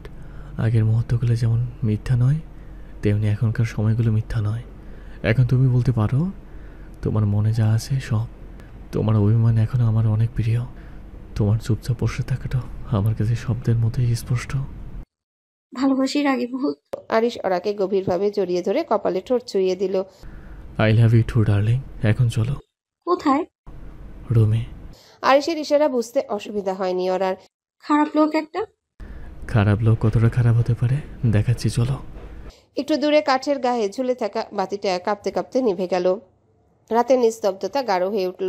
তারা উঠে দাঁড়ালো, বারান্দার কিনারায় এসে দাঁড়ালো পাশাপাশি। নিচে ছড়িয়ে থাকা মেঘের ঢেউ যেন একটা বিশাল সাদা সমুদ্র। দূরে কোথাও জোনাকি জ্বলছে। আরিশ এক হাতে ওরাকে জড়িয়ে নিল, মাথাটা ওর কাঁধে রেখে ওরা চোখ বন্ধ করলো। এই মুহূর্তটা রেখে দিতে ইচ্ছে করে, ফিসফিস করে বলল ওরা। রেখে দিয়েছি তোমার চোখে, তুমি যখনই ক্লান্ত হবে ফিরে এসো এই স্মৃতিতে, আমি থাকবো এমনই করে। উত্তর দিল আরিশ। ওরা কিছু বলল না, শুধু বুক ভরে শ্বাস নিল। আরিশ তাকে কোলে তুলে নিয়ে রুমের দিকে এগুলো।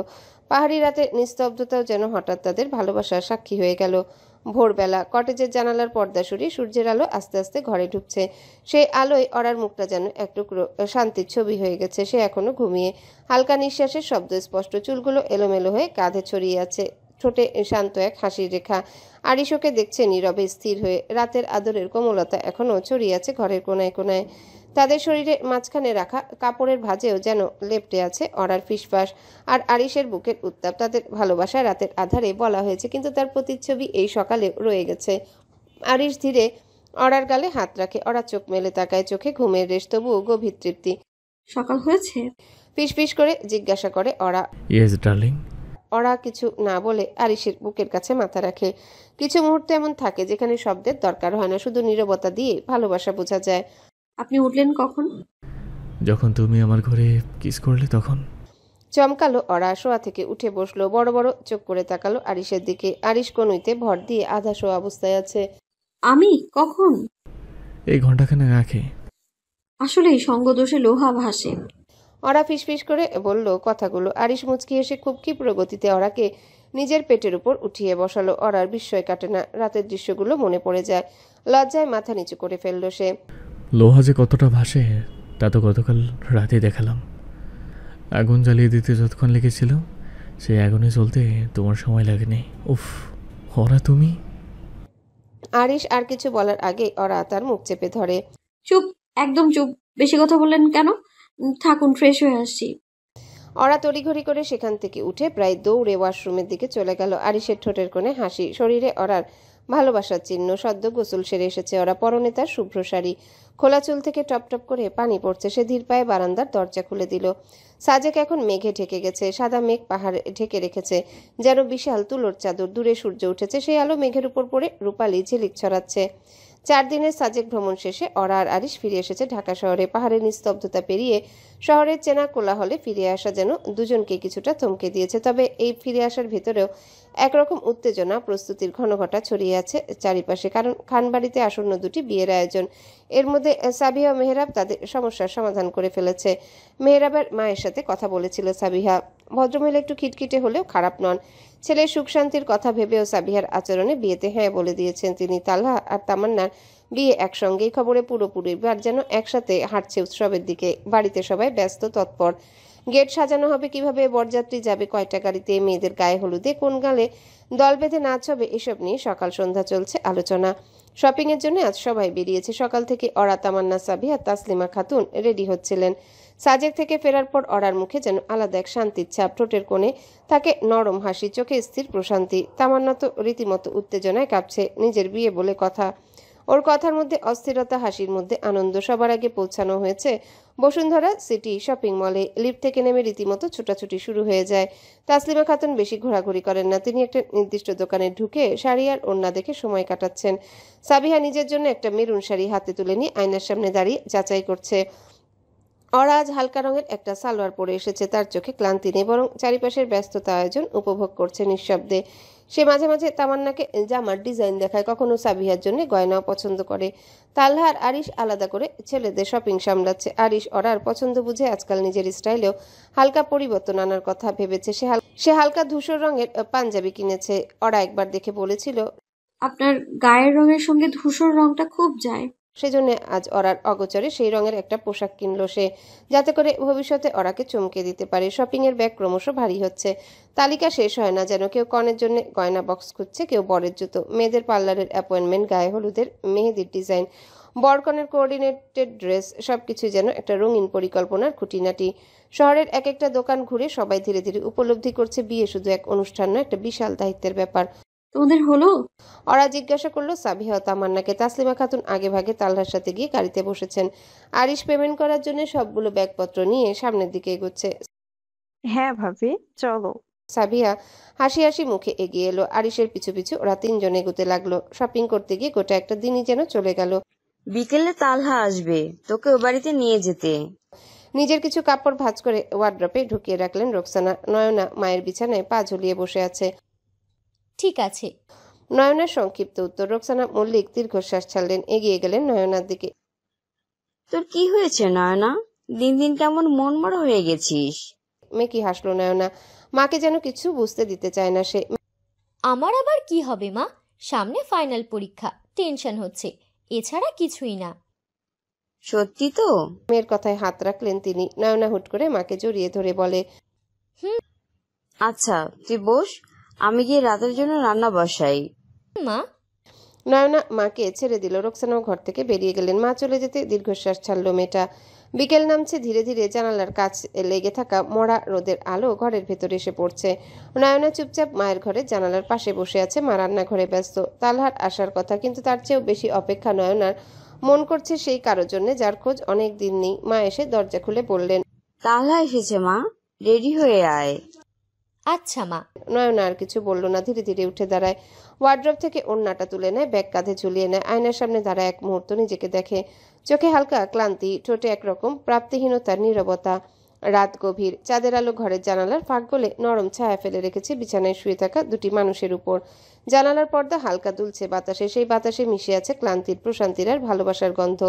ওরা বিছানায় আরিশকে জড়িয়ে ধরে ঘুমিয়ে আছে। নিঃশ্বাসের তালটা শান্ত। ঘাড়ে লুটিয়ে থাকা চুলগুলো ঘামে ভেজে। আরিশ ঘুমায়নি, চোখ মেলে মেয়েটাকে দেখছে। এলোমেলো চুল, ঘুমিয়ে পড়ার পরও ঠোঁট রয়ে যাওয়া একরকম ভালোবাসার ছাপ, যেটা তার নিজের হাতে এঁকে দেওয়া। কিছুক্ষণ আগে সে ঘন নিঃশব্দে তারা একে অন্যকে ছুঁয়ে ছুঁয়ে খুঁজে নিয়েছে নিজের মতো। তীব্র কামনা ঢেউ এসে ধাক্কা দিয়েছে দুজনার শরীরে। অরার তপ্ত কাঁধ, দুলে ওঠা বুক, কানে ফিসফিস করে বলা আরিশের স্বর, সবকিছু মিলিয়ে যেন অন্ধকারে লেখা এক দীর্ঘ কবিতা। আরিশ ওরাকে এতটাই নিবিড়ভাবে ছুঁয়েছিল যেন স্পর্শের মধ্যে দিয়ে সমস্ত কষ্ট ছুঁড়ে ফেলে দিতে চাইছিল। ওরা তার ডাকে সাড়া দিয়েছিল, দম বন্ধ করা দীর্ঘশ্বাসে, অদ্ভুত নিস্তব্ধতায়।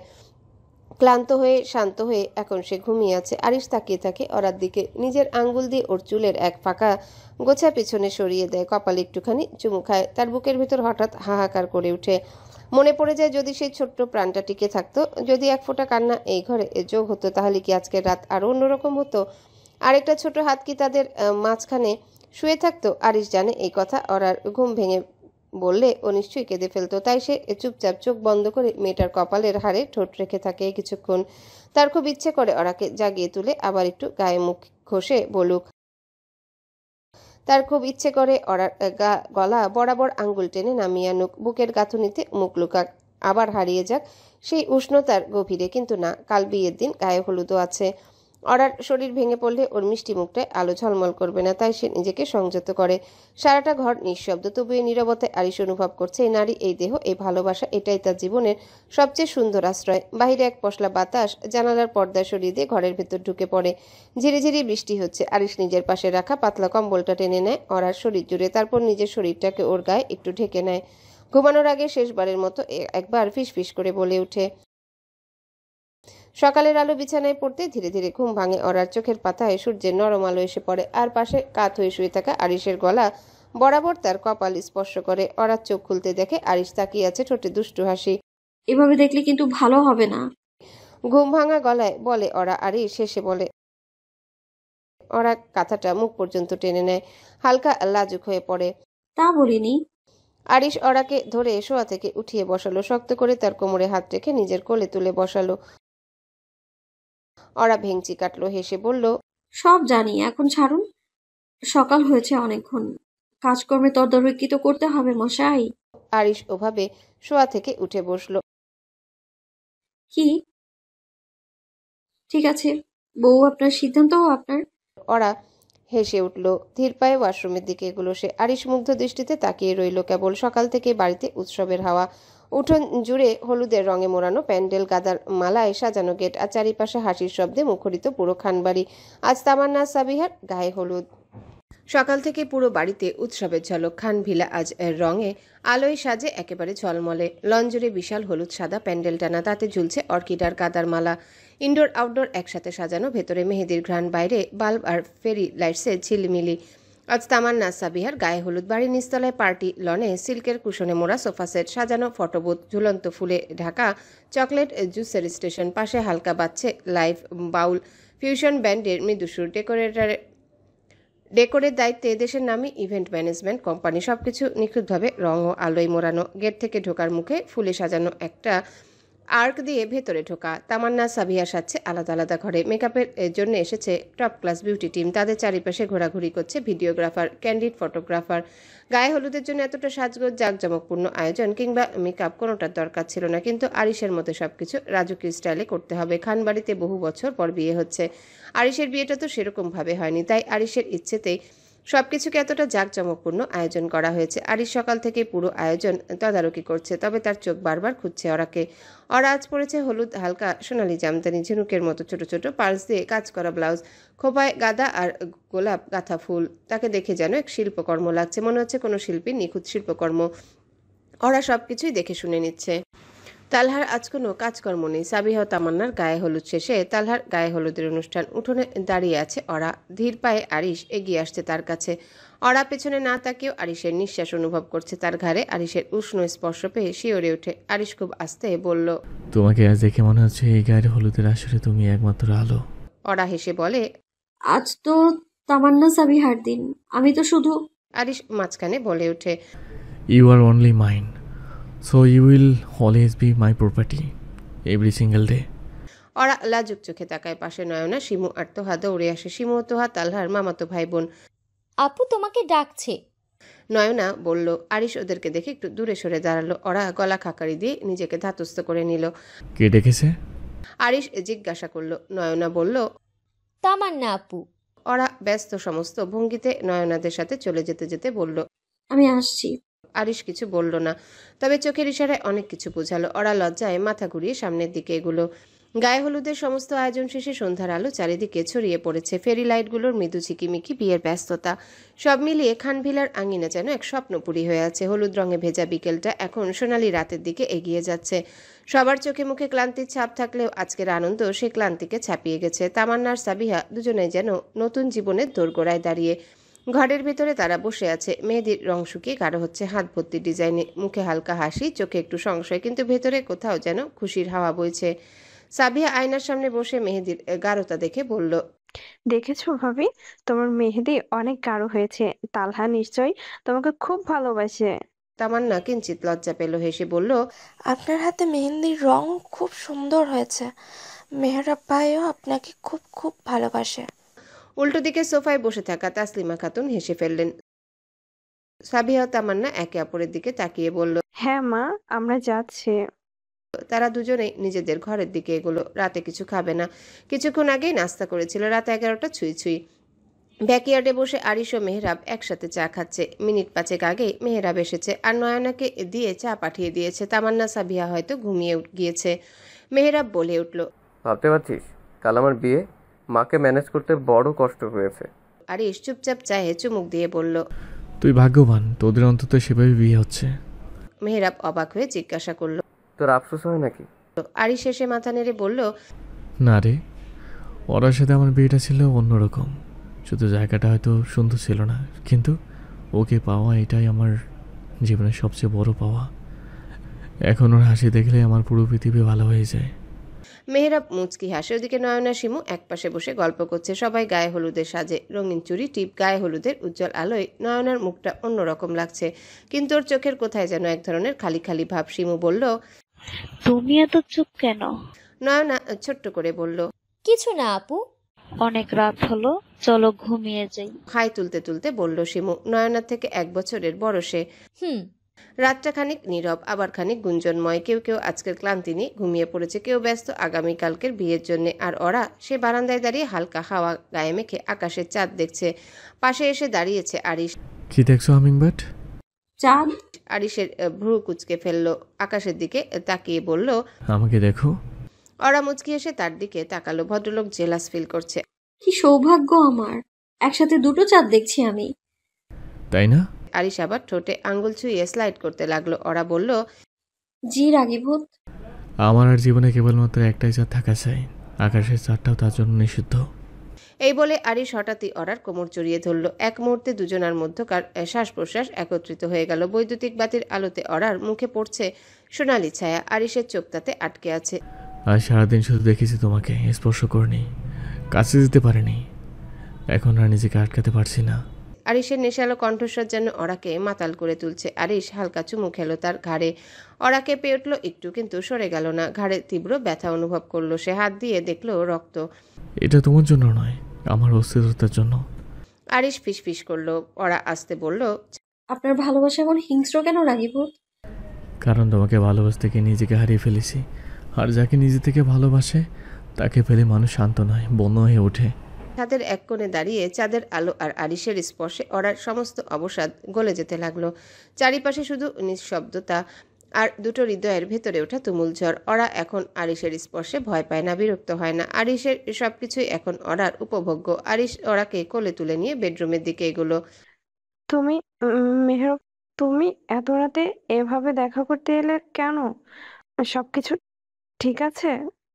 মেহেরাব সাবিহাকে আলতো করে বুকে জড়িয়ে ধরল। লজ্জায় আড়ষ্ট হয়ে গেল সে। এই নিশীথে মেহেরাব ঠিক কী কারণে বাড়ির পেছনের গেটে তাকে দেখা করতে বলেছে সেটাই বোধগম্য হচ্ছে না সাবিহার। আমি ঠিক নেই। আগামীকাল বিয়ে, অথচ একটা রাতও অপেক্ষা যেন সহ্য হচ্ছে না আমার। হুড় করে যেন সমস্ত দরজের বাঁধ ভেঙে গেছে সাবিহা। সাবিহা কি বলবে বুঝতে পারছে না। আজকে মেহেরাবকে সত্যি লাগাম ছাড়া লাগছে। মেহরাব, বলো সাবিহা। এখন ফিরে যাও প্লিজ। আগামীকাল আমাদের দেখা হবে, আমরা এক হয়ে যাব। আজকের রাতটা শুধু প্লিজ। সাবিহার কথার মধ্যে যেন কিছু একটা ছিল। মেহেরাব তা অগ্রাহ্য করতে পারল না। বাহুডোর থেকে মুক্ত করলো সাবিহাকে। ঠিক আছে, আসছি আমি। কাল রেডি থেকো, তোমায় নিতে আসবো আমি। থাকবো, এসো। মেহেরাব কোনো কথা না বলে সাবিহার কপালে চুমু খেলো। তারপর নিঃশব্দে চলে যাওয়ার জন্য পা বাড়ালো। সাবিহা কিছুক্ষণ দাঁড়িয়ে রইল। তারপর বাড়ির ভেতরে চলে গেল। বাইরে বৃষ্টি হচ্ছে টুপটাপ। জানালার কাচ বেয়ে নামছে জলের রেখা। ঘরটা আধো আলোয় ডুবে আছে। শুধু বেডসাইড ল্যাম্পটা জ্বলছে মৃদু। বিছানার পাশে দাঁড়িয়ে আছে আরিশ। চোখে একরকম নিঃশব্দ আগুন, ঠোঁটে অদ্ভুত এক রহস্যময় হাসি। ওরা বিছানায় শুয়ে আছে খোলা চুলে, নরম স্যাটিনের রোপ পরে। তার চোখে আজ কিছুটা আলাদা, সাহসী, চঞ্চল আর আমন্ত্রণ জানানো। আরিশ ধীরে ধীরে এগিয়ে এসে ওরার কানে ফিসফিস করে বলল, তুমি জানো আজ তোমাকে আমি এক চুলও ছাড়বো না। ওরা পেছনে ফিরে তাকালো। ঠোঁটের কোণে খেলা করে এক লাজুক কিন্তু দুষ্টু হাসি। তো আমি কি পালাতে চাইছি? আরিশ তখন খুব ধীরে তার দুই হাত তুলে ওরার কবজি দুটো ধরে। তুমি আজ আমার ইচ্ছে মতো থাকবে, পুরোপুরি আমার। বিছানার সাথে চেপে ধরল। তার গলায় কোমলতা ছিল, কিন্তু তার ভেতরে ছিল একরকম জেদ আর তীব্র অধিকার বোধ। ওরা তার চোখে চোখ রাখলো। কোনো ভয় নেই, কেবল উত্তেজনা। আমি তো সবসময় আপনারই। আরিশ আঙ্গুল ছুঁয়ে দিল ওরার কপালে। সে আঙ্গুল নেমে এলো ভ্রু, গাল, ঠোঁট, গলা ছুঁয়ে ধীরে ধীরে আরো নিচে, যেন এক শিল্পী তার ক্যানভাস আঁকছে। ঘর জুড়ে তখন শুধুই নিঃশ্বাসের শব্দ আর ভালোবাসার গভীরতায় হারিয়ে যাওয়া দুটি মন।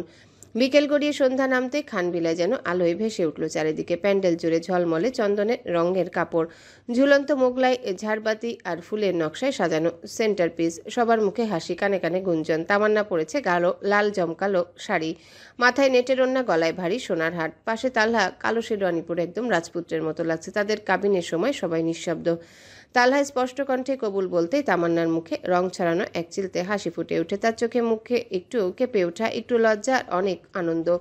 দ্বিতীয় কাবিন হয় মেহেরাব আর সাবিহার। সাবিহা পড়েছে সোনালি বেনারসি, খোপায় গাঁথা টিউলিপ আর কাঁচফুল। মেহেরাব সাদা রঙের পাঞ্জাবি আর ওড়না গলায় জড়িয়ে তাকিয়ে আছে এক দৃষ্টে সাবিহার দিকে। কাবিনের পর একটু চুপচাপ হয়ে বসেছিল মেহেরাব। তার পাশে সাবিহা বসা। মেহেরাব তার কানে কানে বলল, আজ থেকে তুমি আমার সব।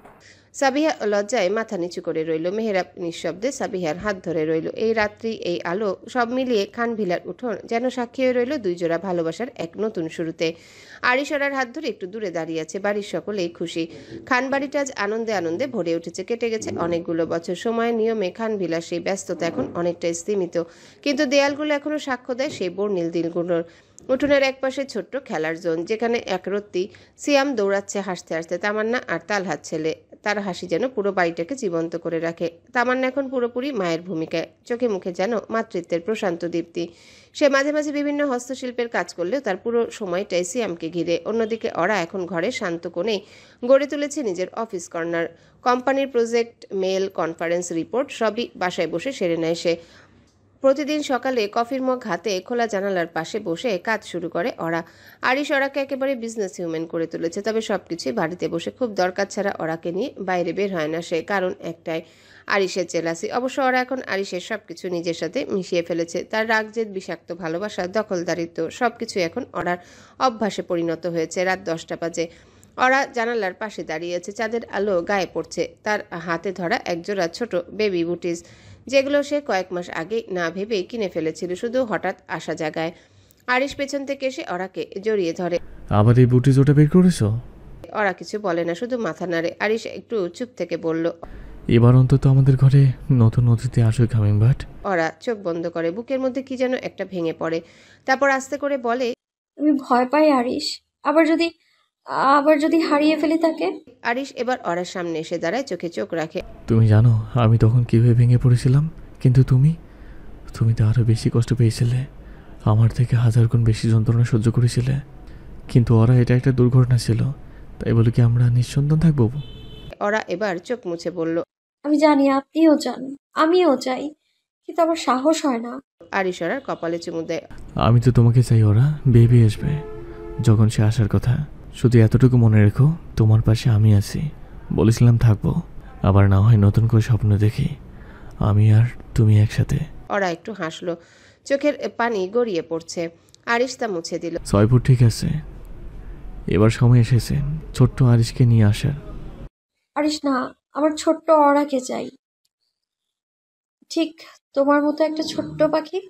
ওরা খিলখিল করে হাসে। আরিশ জবাব দেয় না, সে শুধু ওরাকে বুকে চেপে ধরে রাখে। একটা রাত, দুটো মানুষ, একটা আশা। সন্ধ্যাবেলা ড্রয়িং রুমে বসে আছে তালহা, আরিশ, সিয়াম এক কোণে বসে খেলছে। তামান্না ও ওরা রান্নাঘরে চা নাস্তা তৈরি করছে। তাসলিমা খাতুন নিজের ঘরে আছেন, বয়স হয়েছে ওনার, ইদানিং বেশি হাঁটাচলা করতে পারেন না। সাবিহা মেহরাবের সাথে চুটিয়ে সংসার করছে। বড় আব্বু। সিয়াম এসে আরিশের সামনে দাঁড়ালো। আরিশ মুচকি হেসে তাকে কোলে তুলে নিয়ে বলল, ইয়েস পাপ্পা। আমার একটা কালো জামা লাগবে তোমার মতো। তালহা সিয়ামের কথায় হাসলো। আরিশ জিজ্ঞাসা করলো, আমার মতো? তোমার মতো। তুমি সবসময় কেমন কালো জামা পরে থাকো, খুব সুন্দর লাগে। রান্নাঘর থেকে ওরা ও তামান্না হাতে চা ও স্ন্যাক্স নিয়ে ড্রয়িং রুমে উপস্থিত হতে সিয়ামের মিষ্টি মিষ্টি কথাগুলো শুনতে পেল। সবাই ওর কথায় হাসছে। যাক, তুমি অন্তত বুঝলে কালো পোশাকে আমাকে সুন্দর লাগে। আমি তোমাকে বিকেলে একটা সুন্দর ব্ল্যাক টি শার্ট এনে দেবো, ওকে? সিয়াম আরিশের কপালে চুমু খেলো। ওকে বড় আব্বু। সিয়াম আরিশের কোল থেকে নেমে আবারও খেলতে চলে গেল। ওরা তামান্না বসলো। সবাই মিলে চা খেতে খেতে কথা বলতে লাগলো। বিকেলে নরম আলো এসে পড়েছে খান ভিলার ছাদের এক কোণে। সেখানে একা বসে আছে নয়না, হাতে একটা ছোট স্কেচবুক, পাশে পেন্সিল ছড়িয়ে রাখা, কিন্তু সে কিছু আঁকছে না, শুধু বসে আছে। চোখ রাখছে দূরের রোদে ভেজা গাছে, কোথাও এক টুকরো একাকিত্ব জমে উঠছে তার চোখে। গতকাল খান বাড়িতে এসেছিল নয়না এখন ইউনিভার্সিটিতে পড়ে, খুব বেশি ব্যস্ততা নেই, কিন্তু মনটা আগের মতো চঞ্চল না। আনমনি স্কেচবুকে কিছু একটা লিখে ফেললো নয়না। কখনো কখনো কারো কাছে কিছুই না হয়েও তার অনুপস্থিতি যেন অসম্পূর্ণ করে তোলে একটা গোটা দিন। নয়ন খালামণি, সিয়াম কালা কাল খেলবে। নয়নার মুখে এক টুকরো হাসি ফুটে উঠল। সিয়ামকে কোলে তুলে নিল। সে হালকা বলল, সিয়াম খালা খাল না, সিয়াম হচ্ছে রাজা, খালামণি হলো রাজ্যের একজন সৈনিক। তাহলে তুমি আমার ঘোড়ায় হিন হিন করে হাঁটো। নয়না এবার হেসে পড়ল, একটুখানি সারল্য ফিরল তার চোখে। সিয়ামকে পিঠে তুলে দৌড় দিতে দিতে ভাবলো, হয়তো জীবনের সব প্রশ্নের উত্তর একসাথে আসে না, কিন্তু কিছু উত্তর পাওয়া যায় শিশুদের হাসির ভিতরেও। পেছনে পড়ে রইল সেই ফাঁকা ছাদে এক পৃষ্ঠা খোলা স্কেচবুক, পাতাটায় লেখা, আমি ভালো আছি এই বলে বাঁচা আর সত্যি ভালো থাকা এক না। তামান্না ছাদে এসেছে জামা কাপড় তুলতে, সিয়ামও সাথে এসেছিল, তাই নয়নার সাথে সিয়ামকে খেলতে দেখে কিছুটা দূরে দাঁড়িয়ে হাসছে তামান্না। ওরা টেবিলে বসে ল্যাপটপে কোম্পানির একটা রিপোর্ট টাইপ করছে। চুল খোলা, চোখে হালকা চশমা, পরনে সফট মেরুন কামিজ। পাশের টেবিলে ধোয়া ওঠা কফির কাপ আর বাচ্চাদের কিছু ছবি ছড়ানো। আরিশ একটু আগে বাইরে থেকে ফিরেছে, এখন সে দাঁড়িয়ে আছে ওরার ঠিক পেছনে। ওরার কাঁধে হাত রাখতে সে থেমে যায়, তাকায় পেছনে। আপনি এসেছেন? কখন ফিরলেন? এই তো মিনিট 10 হবে। তুমি কিছু খেয়েছো? ওরা হালকা মাথা নাড়ে। আরিশ চুপচাপ তার চুল সরিয়ে গালে আলতো চুমু দেয়। তুমি আগের চেয়েও সুন্দর হয়ে গেছো জানো।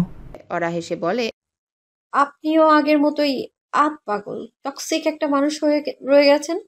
আরিশ এবার চেয়ারে বসে ওরার মুখোমুখি হয়ে বলে, সে আমি যেমন আছি বেশ আছি, আজ কোনো কাজ নয়। এখন আমি তোমার সাথে একটু সময় কাটাতে চাই। সব কিছু সাইডে রাখো ডার্লিং। আরিশ প্লিজ, অনেক কাজ। ওরা কথা শেষ করার আগে আরিশ তার ঠোঁট দখল করে নিল। এক মুহূর্তে সব রিপোর্ট মেল সময়ের হিসাব ভুলে গিয়ে ওরা আবার ভেসে গেল ভালোবাসার অথই জলে, যেখানে কেবল ছিল তারা দুজন। একটা চুম্বনে গলে যাওয়া যত ভুল বোঝাবুঝি, আর একটা প্রেম যেটা কোনোদিনও শেষ হয়নি, হবেও না। শেষ কথা, সব গল্প শেষ হয় কিন্তু কিছু সম্পর্ক কোনোদিনও শেষ হয় না। ওরা আর আরিশের সম্পর্ক ছিল সেই রকম, এর আগে ভালোবাসায় বাধা, ক্ষতে ঘায়ে পোড়া, অথচ ভীষণ নিজের। তাদের ভেতরে যত হিংস্রতা ছিল তার চেয়েও বেশি ছিল আকুলতা। তারা একে অপরকে জিতেছে আবার হারিয়েছে। শেষমেশ ভালোবাসা জিতেছে শব্দহীন এক স্বীকারোক্তিতে, নিঃশ্বাস গায়ে লাগার মুহূর্তে। কারণ ভালোবাসা যদি সত্যিই হয় সেটা শেষ হয় না, ওটা শুধু রূপ বদলায়। আর নয়ও না, সে ভালোবাসা পায়নি, ভালোবাসার মানুষকে খুঁজে পায়নি, তবু সে ভালোবেসে যাচ্ছে। কারণ ভালোবাসা না পেলেও কখনো কখনো ভালোবেসে যাওয়াটাই একমাত্রই পূর্ণতা।